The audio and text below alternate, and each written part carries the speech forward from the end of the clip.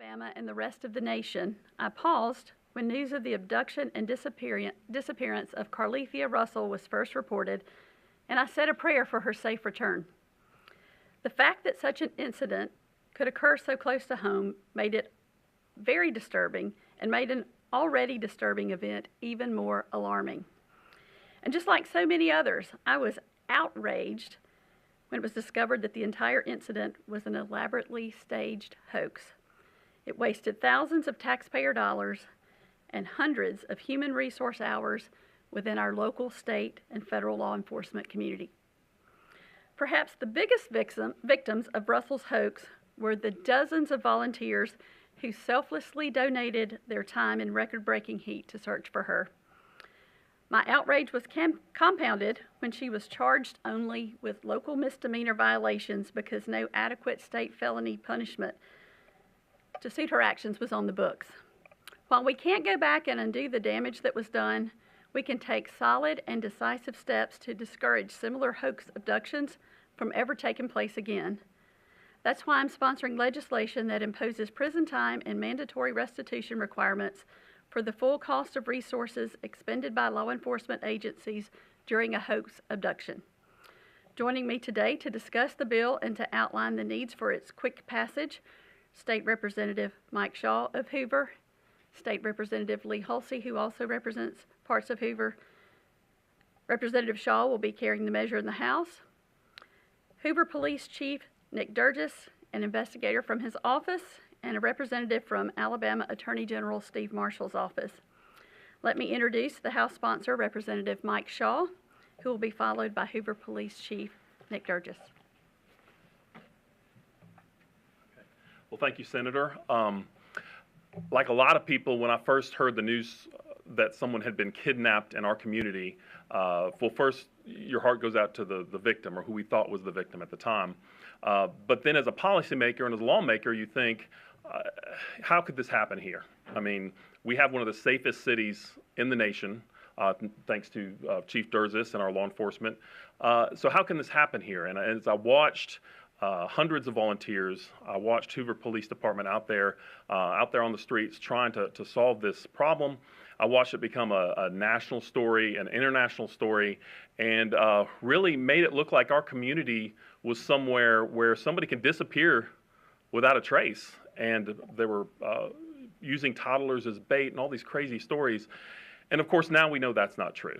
We know it was an elaborate hoax that was put on to get attention or something. And we know that our laws need updating to reflect that this is a serious crime. It hurts the fabric of our community. And so we're excited to put this bill together to hopefully, we can't go back in time and talk some sense into Carlee Russell. What's done is done. But hopefully through some, this enhancement of the laws we're making to increase the penalties for this crime, hopefully we can prevent it in the future and make anybody who's thinking about hurting our community like this think twice about what they do. So I'll be working hard in the House. I know the Senator will be working very hard in the Senate, and I'm very confident that it's going to pass. I think people see this as common sense legislation that's going to solve a problem, and hopefully we don't have a situation like this again. So thank you. Thanks, Senator. Chief. Thank you.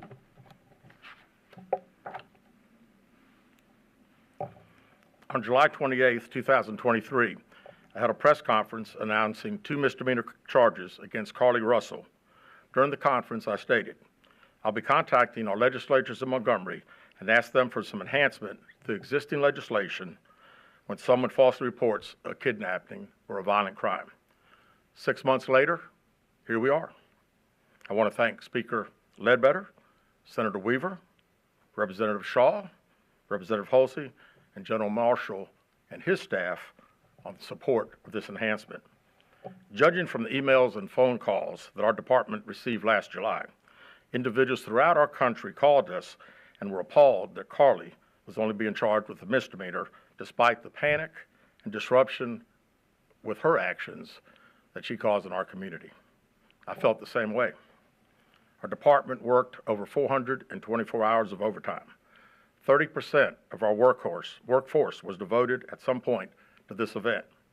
Our entire investigative bureau caused other investigations to be delayed because everyone that worked in investigations worked on this particular case. We deployed drones. We deployed K-9 teams. Our CSI investigative team was out there. We drove untold amounts of miles, fuel expended, and the wear and tear unnecessarily placed on our city assets. Our 911 center was inundated with calls from concerned citizens, media, and individuals from around our country with concern and relaying several tips. The center had to call in additional personnel to help field the calls, preserve the recordings, and assist us in this investigation.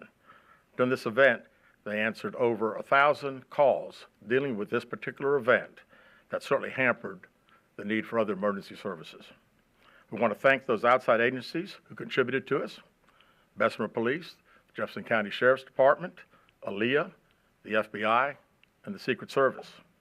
We deployed every available asset during the investigation for one reason: to bring Carly home safe. And that happened. Her disappearance was a hoax.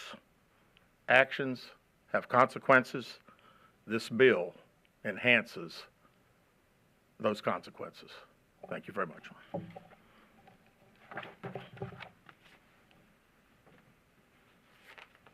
So this bill was filed in the Senate and the House earlier today. I filed it. It was SB 24.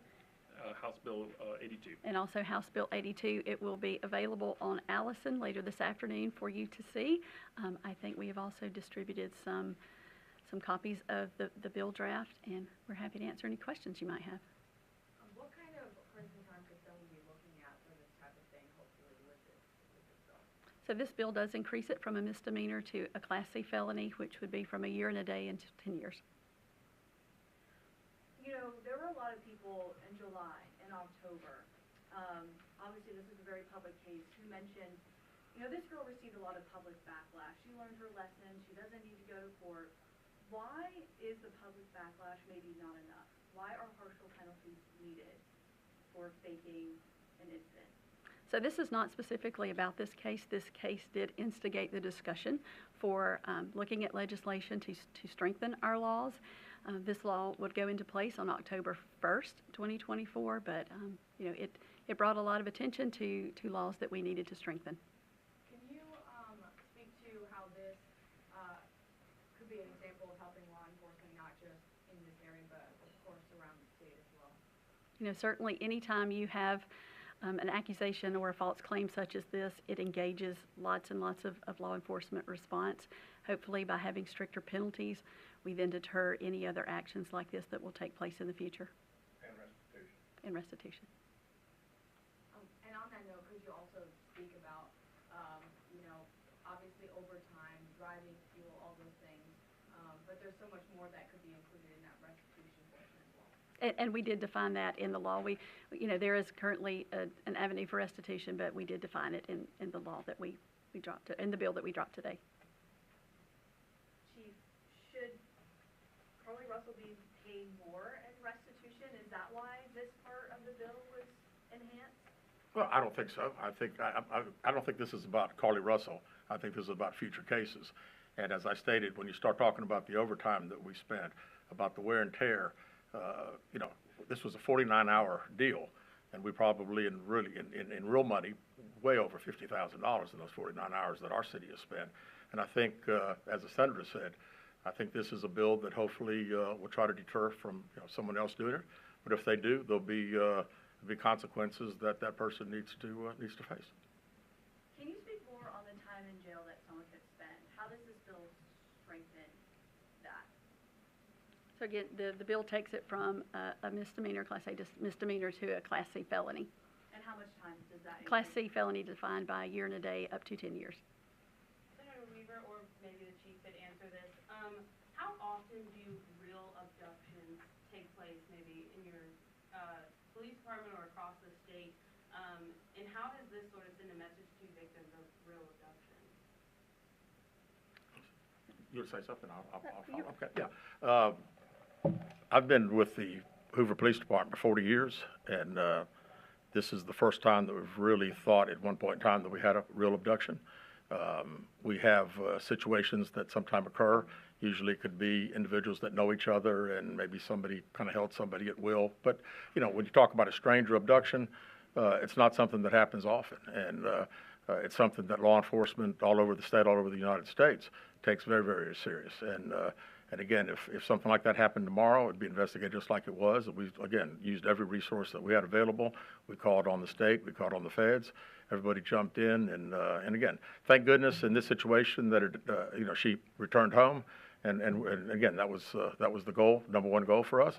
But again, after we sit back and look at everything, the resources, and the fact that officers are out there looking, they think they're really looking for something. So the adrenaline is pumping. I mean, this is not TV stuff. And I'm just very, very pleased that the senator and these representatives are carrying the ball for us. And hopefully this will deter, again, anybody from around this state from ever doing anything like that again. Thanks, guys. Thank you. Thank you.